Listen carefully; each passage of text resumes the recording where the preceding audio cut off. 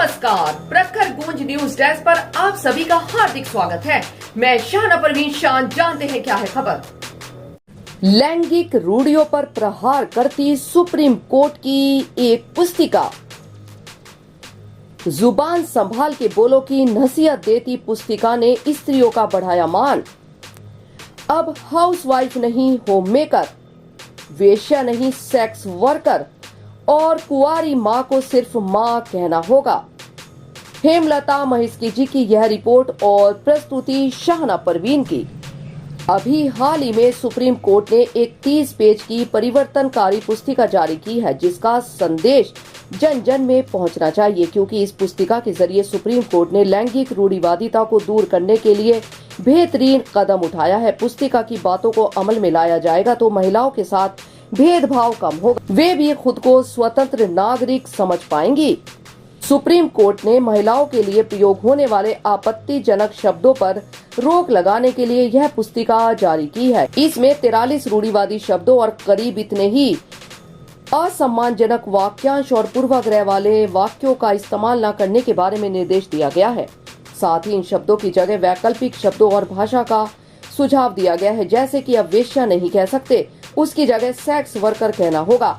अब कोई महिला हाउसवाइफ नहीं होगी, अब होम मेकर कहकर उसे बुलाया जाएगा। कुंवारी मां अब सिर्फ मां ही कहलाएगी। फिलहाल यह पुस्तिका जजों, वकीलों और विधिवेताओं के बीच चर्चा में है।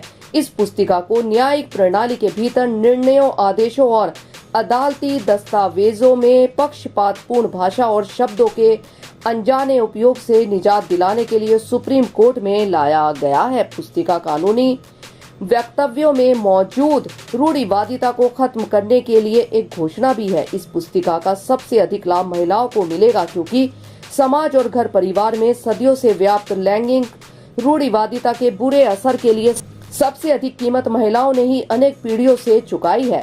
लैंगिक रूढ़िवादिता के कारण ही लड़कियां गुणवत्तापूर्ण शिक्षा से वंचित रह जाती रही हैं। इसी रूढ़िवादिता की वजह से महिलाओं की भूमिकाओं में भी घरेलू और पारिवारिक क्षेत्रों तक सीमित कर दिया जा रहा है।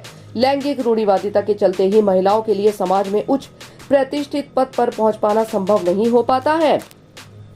लैंगिक रूढ़िवादिता स्त्री पुरुष के बीच शिक्षा, रोजगार और वेतन में लगातार असमानता को बरकरार बनाए रखने में महत्वपूर्ण भूमिका निभाती है। यह लैंगिक रूढ़िवादिता की वजह ही है कि हम यह मानते हैं कि महिलाएं पुरुषों के अधीन होती हैं या रहनी चाहिए, जबकि हमारे देश संविधान में स्त्री पुरुष को समान माना जाता है और दोनों के समान अधिकार भी हैं। बावजूद हर जगह महिलाओं को दूसरे दर्जे का समझा और माना जाता है। लैंगिक रूढ़िवादिता का आलम यह है कि संविधान में बराबरी का दर्जा होने के बावजूद सभी यही मानते हैं कि महिलाएं ही घर का सारा काम करें और वे केवल परंपरागत कपड़े ही पहने, सिर्फ महिलाएं ही सास ससुर की सेवा करें, जबकि यह जिम्मेदारी पूरे परिवार की भी होनी चाहिए।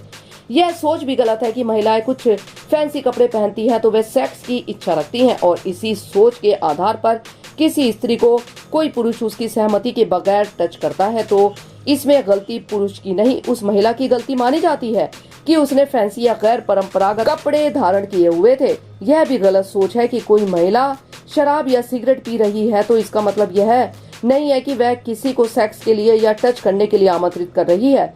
सुप्रीम कोर्ट ने इस धारणा को गलत बताते हुए कहा कि अगर महिला अन्य लोगों की तरह सिगरेट या अल्कोहल का सेवन करती है तो उसके कई कारण हो सकते हैं, और इसका मतलब यह एकदम नहीं है कि कोई उसकी मर्जी के बिना उसे टच करे। स्त्री पुरुष बराबरी का महत्वपूर्ण संदेश देती है। पुस्तिका कानूनी प्रक्रिया में बदलाव के साथ सामाजिक मानसिकता को बदलने के लिए भी भूमिका निभाएगी। बस जरूरत है कि इस पुस्तिका का प्रभाव प्रशासनिक क्षेत्रों और खासकर पुलिस विभाग पर भी पड़े। यह पुस्तिका मजबूत भारत की दिशा में सराहनीय पहल है। ऐसी बात नहीं है कि महिलाएं आगे नहीं बढ़ रही हैं। महिलाओं ने पुरुषों के वर्चस्व वाले सभी क्षेत्रों में अपनी कामयाबी के परचम लहरा दिए हैं, लेकिन लैंगिक रूढ़िवादिता को खत्म करने की दिशा में पर्याप्त कोशिश नहीं की गई है। देश की तरक्की तभी होगी जब महिलाओं को भी एक नागरिक की भूमिका निभाने के लिए अनुकूल माहौल मिले।